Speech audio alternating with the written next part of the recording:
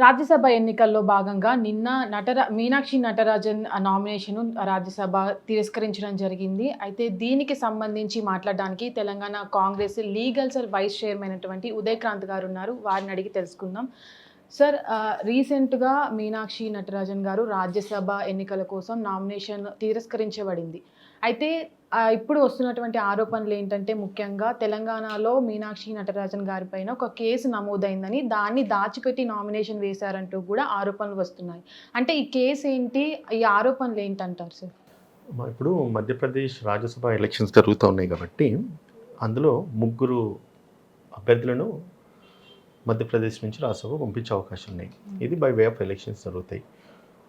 అందులో బీజేపీ నుంచి సుమారుగా 163 ఎమ్మెల్యేస్ ఉన్నారు, 66 కాంగ్రెస్ ఉన్నారు, ఒక బీఏపీ పార్టీ అభ్యర్థి ఒకరు ఉన్నారు అన్నట్టుగా. అక్కడ నుంచి వాళ్ళు ఏం చేయాలి, వీళ్ళని ఎలక్ట్ చేయాలి. ఈ ఎమ్మెల్యేస్ అందరూ కూడా రాజ్యసభ సభ్యులను ఎలక్ట్ చేయాలి. బీజేపీకి రిక్వైర్డ్ నంబర్స్ ఆల్రెడీ ఉన్నాయి. వాళ్ళకున్న 163 ఎమ్మెల్యేలల్లో ఇద్దరు అభ్యర్థులకి 55 ఆర్ 50-60 ఇన్ బిట్వీన్ అభ్యర్థులు ఓట్లు వేస్తే కనుక ఇద్దరు అభ్యర్థులు గెలిచే అవకాశం ఉండదు. అయినప్పటికీ కూడా వాళ్ళు ఇంకొక అభ్యర్థిని అడిషనల్గా పెట్టిండ్రు. అదొకటి బీజేపీ చేసిన ఒక అంటే టాక్ట్ఫుల్ గేమ్. దాని తర్వాత మీనాక్షి నటరాజన్ మీద తెలంగాణలో ఒక కేసు రిజిస్టర్ అయింది కాబట్టి ఆమెను డిస్క్వాలిఫై చేసిండ్రు. అసలు కేసు ఏంటిది అనేది ఫస్ట్ ఇంపార్టెంట్ ఇష్యూ మనము ఒకటి పబ్లిక్ తెలియాలి. ఏ శ్రీలత అనే ఒక వ్యక్తి తన మీద సెక్షువల్ అసాల్ట్ జరిగింది అని చెప్పేసి పంజగుట్టలో మళ్ళీ బెంగళూరులో ఒక కేసు రిజిస్టర్ చేయడం జరిగింది. అది 2022 ఇయర్లో. ఆ శ్రీలత కాంగ్రెస్ పార్టీ సభ్యురాలు. ఏమేం చేసింది, చేస్తూనే నా మీద వాళ్ళ మీద ఎటువంటి యాక్షన్ తీసుకోలేదని సబ్సిక్వెంట్గా 2025లో ఒక private complaint Nampally 4th metropolitan magistrate కోర్టులో కంప్లైంట్ ఇస్తూ ప్రైవేట్ కంప్లైంట్ రెఫర్ చేస్తూ, ప్రైవేట్ కంప్లైంట్ ఎప్పుడు రెఫర్ చేస్తారంటే పోలీస్ స్టేషన్లో ఎప్పుడైతే ఎఫ్ఐఆర్ కట్టరో, ఎఫ్ఐఆర్ కట్టనప్పుడు వాళ్ళ మీద ఎఫ్ఐఆర్ కట్టించండి, వాళ్ళ మీద కేసు తీసుకోండి, వాళ్ళ మీద కాగ్నిజెన్స్ తీసుకోండి, వాళ్ళ మీద ట్రయల్స్ కండక్ట్ చేయండి అని చెప్పేసి కోర్టును ఆశ్రయిస్తున్నప్పుడు కోర్టు ఏం చేస్తుందంటే పోలీస్ స్టేషన్కు డైరెక్షన్ ఇస్తుంది. ఏమనంటే ఈ కంప్లైంట్ నా దృష్టికి వచ్చింది, ఈ దీంట్లో నిజ నిజాలు ఎంత ఉన్నాయి అవన్నీ కూడా ఎంక్వైరీ చేసేసి రిపోర్ట్ సబ్మిట్ చేయండి అని చెప్పి కోర్టు చెప్తుంది. కానీ దీంట్లో ఎటువంటి ఎఫ్ఐఆర్ కాలే. ఎక్కడో ఒక అమ్మాయిని ఎవడో వేధిస్తే మీనాక్షి నటరాజన్కి ఏం సంబంధం? ఈడ అలిగేషన్ చేయొచ్చు, కానీ ఇటువంటి తప్పుడు అలిగేషన్ చేసేసి ఒక స్థాయిలో ఉన్న వ్యక్తిని, కాంగ్రెస్ పార్టీ ఇన్ఛార్జ్గా ఉన్న వ్యక్తిని, అండ్ కాంగ్రెస్ పార్టీకి ఒక డిసిప్లిన్డ్ లీడర్గా, ఒక గాంధీవాదంతో కాంగ్రెస్ పార్టీలో ఒక సింపుల్ సిటీకి మారుపేరు ఎవరు ఉన్నారంటే కనుక మనకి ఇదివరకు వచ్చిన ఇన్ఛార్జీలు ఎవరు వెళ్తున్నారో వాళ్ళకంటే బెస్ట్ పర్సన్ మీనాక్షి నటరాజన్ గారు. ఆమె మీద ఆరోపణలు చేసినప్పుడు ఆమెకు సమన్స్ వెళ్ళినప్పుడు తను కౌంటర్ వేసినారు, దీనికి నాకు ఎటువంటి సంబంధం లేదని చెప్పేసి. కేసు కాగ్నిజెన్స్ ఇంతవరకు కోర్టు తీసుకోలేదు. అంటే నిన్నటిదాకా కాగ్నిజెన్స్ తీసుకుంది అని చెప్పేసి నేను భావించిన మరికొందరు అన్నారు. ఎందుకంటే ఒక ఎంపీ క్యాండిడేట్ ఎలక్షన్ డిస్క్వాలిఫై చేయాలంటే బుద్ధున్నోడు ఎవడన్నా కూడా నిజంగానే ఎఫ్ఐఆర్ రిజిస్టర్ అయిందా, ఆమె మీద అలిగేషన్స్ వాస్తవమా, లేకపోతే ఆమె మీద కన్విక్షన్ ఏమైనా వచ్చిందా, లేదంటే కనుక కేసు కోర్టు కాగ్నిజెన్స్ తీసుకుందా లేదా అన్నది ఎవరైతే రిటర్నింగ్ ఆఫీసర్ ఉన్నాడో వెరిఫై చేయాలి. ఆయన అది వెరిఫై చేయలేదు. చెయ్యకుండానే ఆమె నామినేషన్ను క్యాన్సిల్ చేసిండ్రు. క్యాన్సిల్ చేసిన దాన్ని బట్టి మనకేం అర్థమవుతుంది అంటే వీళ్ళంతా కూడా బుద్ధుండి జ్ఞానం ఉన్న వాళ్ళే కదా, నిజంగానే రీజనబుల్ రీజన్ కావచ్చు, అందుకనే ఆమె ఎలక్షన్ ఏదైతుందో నామినేషన్ క్యాన్సిల్ చేసిందని చెప్పి మనం అనుకుంటాం. కానీ అక్కడ అది జరగలే.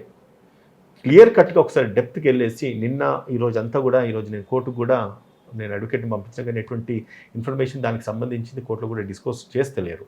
సో పూర్తి వివరాలు ఏం తెలుసుకుందాం అనుకుంటే, సరే ఇన్ జనరల్గా అవుట్లైన్లో మనకు తెలిసింది ఏంటంటే ఆల్రెడీ ఆమె కౌంటర్ వేసినారు మేడం మీనాక్షి నటరాజన్ గారు. ఆమె కౌంటర్ వేస్తూనే నాకు ఎటువంటి సంబంధం లేదు, ఇది తప్పుడే అలిగేషన్, దానికి నా ఇన్వాల్వ్మెంట్ లేదు, నన్ను ఈ కేసు నుంచి తీసేయండి అని చెప్పి అడిగినారు.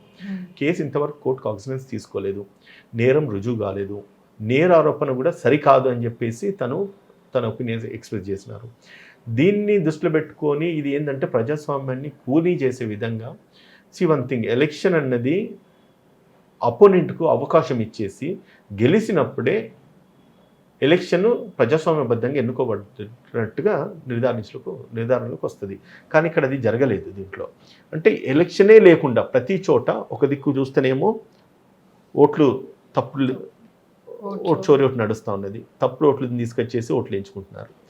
ఇప్పుడు ఏమవుతుందంటే అభ్యర్థులను ఎన్నికల్లో పోటీయే చేయకుండా, అంటే బీజేపీ ఏ విధంగా అయితే రాష్ట్రాలను ఇన్ఫ్లుయెన్స్ చేసేసి ఓటర్లను ప్రభావితం చేస్తుందనేది ఇంతవరకు చూస్తే, అభ్యర్థులు పోటీలో కూడా లేకుండా ఎన్నికలు జరుపుతూ ఉన్నారనే దానికి ఇది ఒక నిదర్శనమే. ఇది ముందు ముందు ఇంకేం జరుగుతాయి అనేది మనకు అర్థమవుతలేదు. సో దీంట్లో very crux of the story ఏదైతే మీనాక్షి నటరాజన్ గారి మీద ఆరోపణ వచ్చిందో అది తప్పుడు ఆరోపణ అని చెప్పేసి తను కోర్టులో నిరూపించుకుంటారు. కానీ ఆరోపణ నిజము అవునా కాదా అన్నది నిర్ధారణలోకి వచ్చిన తర్వాత శిక్షలు విధించబడతాయి. అసలు అలిగేషనే లేదు, ఇక్కడ తన ఇన్వాల్వ్మెంటే లేదు. ఎవరు ఏదో అన్నారని చెప్పేసి ఆమెను అక్యూజ్ నెంబర్ 4 చేయడం అన్నది కూడా తప్పు.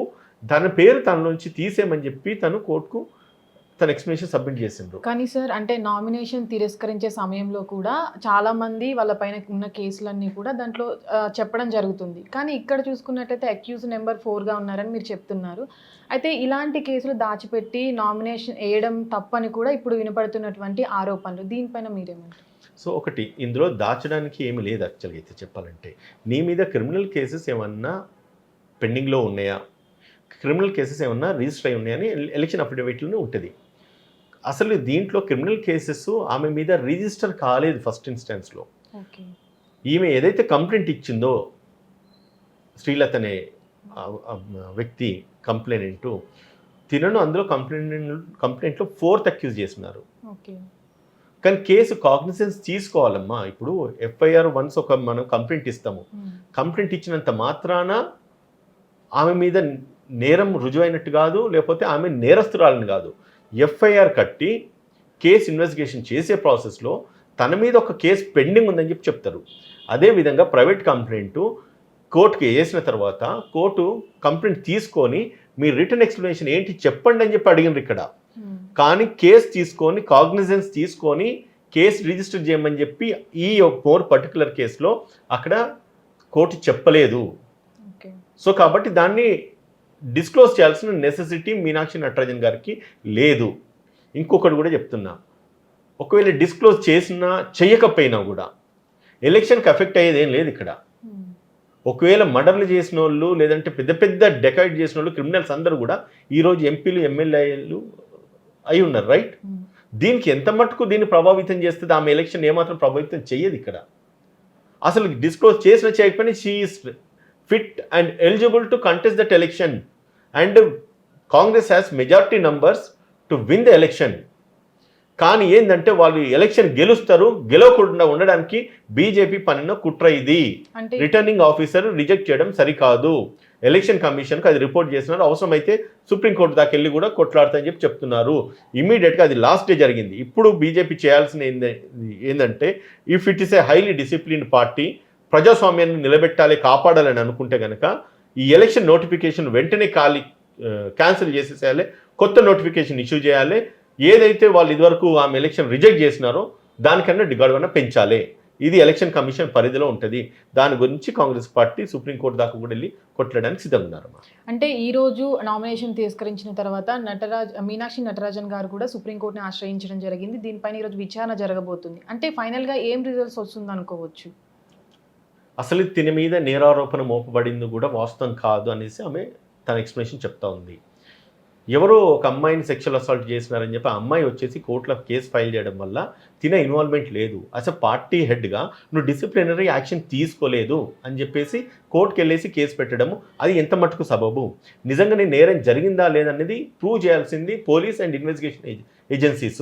నువ్వు ఎప్పుడైతే ఫస్ట్ ఇన్స్టెన్స్లో కంప్లైంట్ ఇచ్చినావో కంప్లైంట్ మీద అవసరమైతే నువ్వు హైకోర్టుకి వెళ్ళేసి ఒక రిట్ పిటిషన్ ఫైల్ చేసి ఆ కంప్లైంట్ మీద నువ్వు కేసు రిజిస్టర్ చేయమని అడగొచ్చు. లేదు ఏదైతే ప్రైవేట్ కంప్లైంట్ రెఫర్ చేసినావో ఎవరైతే నేరస్తులు ఉన్నారో వాళ్ళ మీద శిక్ష పెట్టండి అని చర్య తీసుకోండి అని చెప్పి అడగొచ్చు. కానీ పార్టీ హెడ్కి ఎటువంటి సంబంధం లేదు ఇక్కడ. బుద్ధున్న వాళ్ళు ఎవరు కూడా పనిచేయరు. పార్టీకి నేను నా రిప్రజెంటేషన్ ఇచ్చిన ఎటువంటి యాక్షన్ తీసుకోలేదంటే it's not the duty of the Meenakshi Natarajan or it's not the duty of the Congress party in charge to take action against any person when it is coming to a personal issue. నీకు party ఆఫీసులో జరిగిందా, party కార్యక్రమాలు చేస్తున్నప్పుడు జరిగిందా, లేకపోతే పార్టీకి సంబంధించి జరిగిందా? దానికి మీనాక్షి నటరాజన్కి ఎటువంటి బాధ్యత ఉంటుంది ఇక్కడ? అసలు ఈమె బాధ్యతే లేదు. అంటే అసలు ఏ సంబంధం లేనిది, ఎటువంటి ఇన్వాల్వ్మెంట్ లేనిది, ఎవరిని పడితే వాళ్ళ మీద మీరు కేసులు పెట్టేసి వాళ్ళ ఎలక్షన్ డిస్క్వాలిఫై చేస్తే, అంటే ఒక రాజ్యసభ సభ్యురాలుగా పోటీ చేస్తున్న వ్యక్తి మీద కూడా బీజేపీలు చేస్తున్న కుట్ర ఈ రకంగా ఉన్నది. ఇది ఎవరు కూడా హర్షించరు. ఇది ప్రజాస్వామ్యానికి వ్యతిరేకంగా కూని చేసే విధంగా ఉన్నది. బీజేపీ వాళ్ళు సిగ్గుపడాలి వాళ్ళ ఒక చేసిన చర్యకి. దీన్ని సరి చేసుకోవాలంటే ఖచ్చితంగా తన నామినేషన్ ఏదైతే మీరు క్యాన్సిల్ చేసినారో దాన్ని రీకన్సిడర్ చేసేసి తనను కూడా పోటీలో ఒక అభ్యర్థిగా నిలబెడితే కనుక బీజేపీ యొక్క డిసిప్లిన్ కానీ చిత్తశుద్ధి కానీ నిరూపించబడుతుందమ్మా. కానీ సార్, అంటే ఇప్పుడు మీరు చెప్పారు అంటే పార్టీలో చేసినటువంటి తప్పులకు పార్టీ చీఫ్కి సంబంధం ఉండదని. కానీ పార్టీ చీఫ్ అనేది ఎన్నుకోబడదు, అంటే పంపించేది కూడా రాష్ట్రాలకి ఆ ప్రభుత్వం ఎలా నడుస్తుంది, పార్టీని ఎలా నడిపించాలి అని. కానీ ఒక పార్టీలో తప్పు జరిగినప్పుడు ఆ బాధ్యత తీసుకోవాల్సిన బాధ్యత కూడా చీఫ్కి ఉంటుంది కదా. పార్టీ ఒకటి చూడండి అమ్మా, ఇప్పుడు ఎలక్షన్ పార్టీకి సంబంధించిన డిసిప్లినరీ యాక్షన్స్ ఏదైతే ఉంటుందో దాన్ని సరి చేసే బాధ్యత పార్టీ హైకమాండ్ కానీ పార్టీ ఇన్ఛార్జ్లో కానీ ఉంటుంది. నువ్వు వ్యక్తిగతంగా చేస్తున్న ఆరోపణలు ఏవైతున్నాయో దానికి పార్టీకి ఏ సంబంధం ఉంటుంది? ఒకవేళ మీనాక్షి నటరాజన్ గారు ఒకవేళ ఏమన్నా యాక్షన్ తీసుకోవాలన్నా కూడా పార్టీ పరంగా డిసిప్లినరీ యాక్షన్ తీసుకోవచ్చు, ఒకవేళ ఎవిడెన్స్ ప్రూవ్ అయితే, అది నిజమైతే. నువ్వు చేస్తున్న ఆరోపణలకు ఎటువంటి సాక్ష్యాధారాలు లేవు అండ్ ఆ సాక్ష్యాధారాలు ప్రూవ్ చేయాల్సిన బాధ్యత పార్టీ మీద ఉండదు. అది if it is a criminal offence అది పోలీస్ మీద ఉంటుంది, పోలీస్ ఇన్వెస్టిగేషన్ ఏజెన్సీస్ మీద ఉంటుంది. అట్ లాస్ట్ ఇన్వెస్టిగేషన్ వేసి కోర్టుకు రిపోర్ట్ సబ్మిట్ చేసిన తర్వాత కోర్టుకు ఉంటుంది. అర్థమవుతుందా? అంతేగాని నీ వ్యక్తిగతాన్ని తీసుకెళ్ళి పార్టీ మీద రుద్దడము అది సరికాదు, అది హర్షించే విధం కాదు. అది ఇట్స్ ఎ బ్లంట్ కేస్. అది నిజంగా ఎఫ్ఐఆర్ అయినా కూడా ఇమ్మీడియట్గా స్క్వాష్ చేసుకుంటే కొట్టుడిపోతుంది. ఛార్జెస్ ఫ్రేమ్ చేసినా కూడా ఒకవేళ కోర్టు కాగ్నిజెన్స్ తీసుకున్నా కూడా అసలు ఈమె ఇన్వాల్వ్మెంట్ ఏమీ లేదు. మీకు టెక్నికల్గా ప్రైమా ఫేసి ఎస్టాబ్లిష్ అవుతుంది కదమ్మా. ఒక వ్యక్తి ఒక అమ్మాయిని ఒక వ్యక్తి ఎవరో హరాస్ చేసినాడు, ఇబ్బంది పెట్టినాడంటే పార్టీకి ఏంటి సంబంధం అని అడుగుతున్నా. అది నీ వ్యక్తిగతం, ఆయన వ్యక్తిగతం. అది ఆ నేరం జరిగిందా లేదనేది రుజువు చేయాల్సింది పోలీస్ ఏజెన్సీస్ అంటున్నా. దాన్ని నువ్వు ఆసరాగా తీసుకొని టోటల్గా ఈమె ఎంపీ సభ్యత్వాన్ని లేకపోతే నామినేషన్ని తిరస్కరించడం అనేది అది ప్రజాస్వామ్యం వ్యతిరేకం అంటున్నా. ఇది బీజేపీ చేస్తున్న ఒక బ్రూటల్ యాక్ట్ అని చెప్పి అంటా ఉన్నా. ఎలక్షన్లు కొట్లాడే దమ్ము లేకుండా ఎలక్షన్లు టోటల్ డిస్క్వాలిఫై చేసేసి ప్రజాస్వామ్యాన్ని కూలి చేస్తా ఉన్నారని చెప్తా ఉన్నానమ్మా. అంటే ఈ ఇష్యూ బయటకు వచ్చిన తర్వాత కూడా బీజేపీ వాళ్ళంటే కొంతమంది నాయకులు మాట్లాడుతూ కూడా మీనాక్షి నటరాజన్ పై కేసు నమోదైంది, ఆ విషయాన్ని కూడా తెలంగాణలో ఉన్న కొంతమంది కాంగ్రెస్ నాయకులే మాకు పంపించారని కూడా చెప్పడం జరిగింది. అంటే కాంగ్రెస్కి ఎగెనిస్ట్గా పోటీ చేయలేక బీజేపీ ఇలా చేస్తుంది అనుకోవచ్చా? ఎవరైతే చెప్పినారో దమ్ముంటే నువ్వు వాళ్ళ పేర్లు చెప్పు, వాళ్ళని రుజువు చేయమని చెప్పు. కాంగ్రెస్ నాయకులు చెప్పినారంటే కాంగ్రెస్ నాయకులు ఎందుకు చెప్తారమ్మా? చెప్పడం వల్ల కాంగ్రెస్ నాయకులకి ఏం లాభం అవుతుందా? అంటే లోపల ఉన్న వాళ్ళు కూడా ఎవరో ఒకరు ఇన్ఫర్మేషన్ ఇచ్చే అవకాశం. తప్పుడు ఆరోపణలు ఏదైనా ఉంటే సెన్సిబుల్గా మాట్లాడాలి. నిజంగానే అసలు కాంగ్రెస్ పార్టీ నాయకులకు చెప్పాల్సిన అవసరము లేదు. నిజంగానే వాళ్ళు చెప్పుంటే, నిజంగా బుద్ధున్నోడు సిగ్గున్నోడు ఎవడు కూడా ఆ ఇష్యూ బయటికి డిస్క్లోజ్ చేయరు. నీకు ఒక క్రెడిబుల్ ఇన్ఫర్మేషన్ నేను నమ్మి ఎవడన్నా నీకు ఇచ్చిండే అనుకో, ఫర్ ఎగ్జాంపుల్, నువ్వు బయటికి డిస్క్లోజ్ చేస్తావా? మీ కాంగ్రెస్ నాయకులు చెప్పినని చెప్పి అది అబద్ధం కదా? అంటే నువ్వు ప్రజల్ని మిస్గైడ్ చేస్తున్నట్టే కదా. నువ్వు ఎంత అంటే పిచ్చోడు అన్నది బీజేపీ పార్టీ వాళ్ళు ఎక్స్ప్రెస్ చేస్తున్నారు. మీ నాయకులు మాకు చెప్పినంటే నిన్ను నమ్మిన నాయకుడు చెప్తే నువ్వు బయటికి డిస్క్లోజ్ చేయవు. నిజంగా నువ్వు మంచోను అయితే నిజంగానే ఎటువంటి ఆరోపణలు బయటికి డిస్క్లోజ్ చేయాల్సిన నెసిటీ ఎవరికి లేదు. ఉట్టిగానే వాళ్ళు ఆరోపణలు చేస్తున్నది ప్రూవ్ అవుతా ఉన్నది. అట్ ద సేమ్ టైం ఒకవేళ కనుక నిజంగానే నీకు చెప్పుంటే వాళ్ళ పేర్లు బయటికి చెప్పు. ఇప్పుడు పార్టీని డిస్టర్బ్ చేయడానికి లేదంటే కనుక మీరే మంచోళ్ళు మీ కాంగ్రెస్ పార్టీలో కోర్టులు ఉన్నారు లేదంటే కనుక ఇంకోటి ఉన్నారని చెప్తే మీ పార్టీలో కూడా కోర్టులు నిజంగానే ఉన్నారు, వాళ్ళతో కాంగ్రెస్ పార్టీతో టైఅప్ అయిన అనేది ఎస్టాబ్లిష్ అవుతుంది కదా ఫ్యాక్ట్. ఇక్కడ కాంగ్రెస్ పార్టీ చెప్పాల్సిన అవసరము లేదు. అండ్ ఇది పెద్ద కేసు కూడా కాదు చెప్పాలంటే. ఇది చేసిందంటే ఏమంటామంటే searching for a black cat in a dark room which is not there అంటాం. అంటే చీకటి గదిలో నల్లపిల్లి లేని నల్లపిల్లిని ఎతుకుతున్నట్టున్నది ఇది కథ.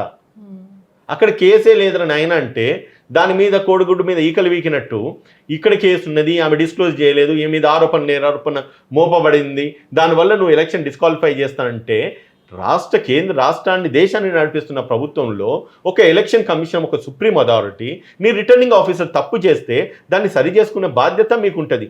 ఇంకొకటి కూడా అడుగుతానమ్మా, ఒకవేళ రిటర్నింగ్ ఆఫీసరే గనక నీ మీద కేసు అలిగేషన్ ఉన్నది, దాన్ని నువ్వు డిస్క్లోజ్ చేయలేదని చెప్పి ఎప్పుడైతే తిరస్కరించిండో, ఆయనకు కనుక ప్రజాస్వామ్యబద్ధంగా ఎన్నికలు చేయాలనే ఆలోచన ఉంటే కనుక ఇమీడియట్గా ఆమెను పిలిచేసి ఈ ఇన్ఫర్మేషన్ వచ్చింది, దీన్ని మీరు డిస్క్లోజ్ చేయకపోతే కనుక మీ ఎలక్షన్ నామినేషన్ తిరస్కరించాల్సిన పరిస్థితి ఏర్పడుతుంది. రిటర్నింగ్ ఆఫీసర్ కానీ లేకపోతే ఎలక్షన్ కమిషన్ ప్రభుత్వానికి ఎటువంటి సంబంధం లేదు, దట్స్ అన్ ఇండిపెండెంట్ ఏజెన్సీ. నువ్వు ఒక బయాస్డ్ స్టేట్మెంట్ చేసినావు కదా, బయాస్డ్ డెసిషన్ తీసుకున్నావు కదా, దీన్ని బట్టి ఏమర్థమవుతుంది? 3 సభ్యులు నామినేషన్ చేయడం ఒక వంతు అయితే వాళ్ళకు సరిపడే నంబర్ లేకపోయినా కూడా మళ్ళీ మీనాక్షి నటరాజన్ నామినేషన్ తిరస్కరించడము, దీన్ని బట్టి ఏమర్థమవుతుందంటే 3 నామినేషన్ ఎవరైతే చేసినా వాళ్ళందరూ కూడా ఎలక్ట్ కావాలి, మీనాక్షి నటరాజన్ నామినేషన్ తిరస్కరించబడాలి, అక్కడి నుంచి ఒక రాజ్యసభకు ఒక రిప్రజెంటేటివ్ కాంగ్రెస్ నుంచి ఉండొద్దు అన్నదే వాళ్ళ ఇంటెన్షన్. అంటే క్లియర్ కట్గా బట్టవలైంది ఇది. అంటే సార్ ఇప్పుడు మీనాక్షి నటరాజన్ గారి రాజ్యసభ నామినేషన్ తిరస్కరించబడిందంటే బీజేపీ ఎన్నికలతో పోటీ పడడానికి కాంగ్రెస్ అంటే గెలుస్తుంది ఓటములు అనే భయపడే ఇలా చేస్తుంది అని మీరు అంటున్నారు. కానీ గత ఎన్నికల్లో కూడా బీజేపీ 3 స్థానాల్లో గెలుపొందడం మనం చూసాం, మెజారిటీ తోటి, ఎక్కువ మెజారిటీ తోటి. అంటే ఇక్కడ మధ్యప్రదేశ్లోనే మీనాక్షి నటరాజన్ గారి పైన ఇలా చేస్తుందని అనుకోవచ్చా? ఇప్పుడు ఎక్కడ గెలిచినా కూడా ఇక్కడ మనకు రిక్వైర్డ్ నెంబర్స్ ఉన్నాయమ్మా. మీకు సింపుల్ లాజిక్ చెప్తున్నా, 163 అవుట్ ఆఫ్ 230 ఎమ్మెల్యేస్లలో 163 మాత్రమే వాళ్ళ అభ్యర్థులు ఉన్నారు. అండ్ దాని తర్వాత 3 మాత్రమే నామినేట్ చేయాలి ఎలక్షన్లో. దీంట్లో వీళ్ళకు కాంగ్రెస్కి already 66 and odd amount of numbers election MLAs Congress already ఉన్నారు. దీన్ని బట్టి ఆలోచిస్తే వాళ్ళకి రిక్వైర్డ్ నంబర్స్, రిక్వైర్డ్ ఎమ్మెల్యేస్ 2 మాత్రమే సరిపోతారు. ఇంకొక అభ్యర్థి కాంగ్రెస్ పార్టీ అభ్యర్థి కాబట్టి కాంగ్రెస్ పార్టీ ఎమ్మెల్యేలు ఎవరైతే ఉన్నారో వాళ్ళకి సరిపడే మ్యాజిక్ ఫిగరు మీనాక్షి నటరాజన్కు ఉంది ఇక్కడ. సో కాబట్టి దీంట్లో ఎటువంటి సందేహం లేదు. అండ్ 100% 2 రాజ్యసభ సభ్యులు కాంగ్రెస్ బీజేపీ నుంచి, 1 రాజ్యసభ సభ్యురాలు కాంగ్రెస్ నుంచి ఎన్నుకోవడానికి సరిపడే మ్యాజిక్ ఫిగర్ ఇక్కడ రీచ్ అయి ఉన్నది. వాళ్లకు ఏంటంటే కుట్రపూరితంగా ఈమెను తప్పించాలి. తప్పిస్తే ఇంకొక అభ్యర్థి ఎవరైతున్నారో అక్కడి నుంచి ఎంపీ నుంచి 3 రాజ్యసభ సభ్యులు కావాలి కాబట్టి వీళ్ళు నామినేట్ చేసిన ఇంకొక 3 కూడా వస్తారనేది వాళ్ళ క్లియర్ కట్ ఇంటెన్షన్. నేను చెప్తున్నాను కదమ్మా, ఇట్లా ఎట్లయితే ఓట్ చోరీ చేసినారో అదేవిధంగా ఈరోజు ఎలక్షన్ కూడా వాళ్ళు డిస్క్వాలిఫై చేసేసి వాళ్ళ క్యాండిడేట్ నిలబెట్టుకోవడానికి దొడ్డిదారులు వీళ్ళు ఎత్తుకొని ఆమె డిస్క్వాలిఫై చేసింది తప్ప ఈ దాంట్లో ఎటువంటి వాస్తవం లేదు. సుప్రీంకోర్టు కాదు, ఇంటర్నేషనల్ కోర్ట్ ఆఫ్ జస్టిస్ పోయినా కూడా ఇది ప్రూవ్ కాదు. అంటే ఫైనల్ గా ఈ నామినేషన్ తిరస్కరణ అనేది ఈరోజు ఎలాంటి తీర్పు రాబోతుంది అనుకుంటున్నారు? మళ్ళీ మీనాక్షి నటరాజన్ గారికి పోటీ చేసే అవకాశం వస్తుందని అనుకుంటున్నారు? 100% మీనాక్షి నటరాజన్ గారికి పోటీ చేసే అవకాశం వస్తుంది. తన ఎలక్షన్ నిలబడుతుంది, పోటీ చేస్తుంది, రాజ్యసభ సభ్యురాలుగా కూడా అవుతుంది. చట్టం నిజంగానే కనుక పనిచేస్తే, ఎలక్షన్ కమిషన్ ప్రాపర్గా రెస్పాండ్ అయితే, లేదు దాన్ని కూడా మీరు ట్యాంపర్ చేసి ఎలక్షన్ కమిషన్ వాళ్ళంతా కూడా బయాస్డ్ డిసిషన్ తీసుకుంటే maybe time will decide. Okay, thank you right sir. అయితే ఇప్పటి వరకు చూసాం కదా, ఆ రాజ్యసభ నామినేషన్ ఎన్నికల్లో సంబంధించి కూడా మీనాక్షి నటరాజన్ గారి నామినేషన్ తిరస్కరించబడింది. దీంట్లో కూడా ఈరోజు సుప్రీంకోర్టులో విచారణ జరగబోతుంది. దీని తర్వాత చూడాలి మరి ఏం జరగబోతుందో అనేది. హిట్ టీవీ యాప్, ఇందులో short news, live news, entertainment shows, movies, digital magazines తో పాటు మీ జిల్లా వార్తలను కూడా ఫ్రీగా చూడొచ్చు. ఇంకెందుకు ఆలస్యం, వెంటనే హిట్ టీవీ యాప్ ని డౌన్లోడ్ చేసుకుని ఫ్రీగా ఎంటర్టైన్మెంట్ పొందండి. Hit TV app. Hit TV app. Please download hit TV app. Hit TV app ని ఫ్రీగా డౌన్లోడ్ చేసుకుని ఎంజాయ్ చేయండి. మీకు నచ్చిన ఎంటర్టైన్మెంట్ కోసం హిట్ టీవీ యాప్ ని ఫ్రీగా డౌన్లోడ్ చేసుకుని ఎంజాయ్ చేయండి. హిట్ టీవీ యాప్ ని డౌన్లోడ్ చేసుకుని ఆస్వాదించండి, ఆశీర్వదించండి. ఇంతమంది సెలబ్రిటీలు హిట్ టీవీ యాప్ ని డౌన్లోడ్ చేసుకోండి అని చెప్తున్నారంటే ఎంత మంచి యాప్ ఆలోచించండి. అమెరికా అమెరికా అమెరికా అమెరికాలో చదవాలనుకునే వాళ్ళకి విశ్వసనీయమైన పేరు మన శౌర్య కన్సల్టెన్సీ. UK లో 1 year masters, UK లో 1 year masters, 2 years work permit up to 5 years visa. Contact Saurya Consultancy. Contact 89851 89851.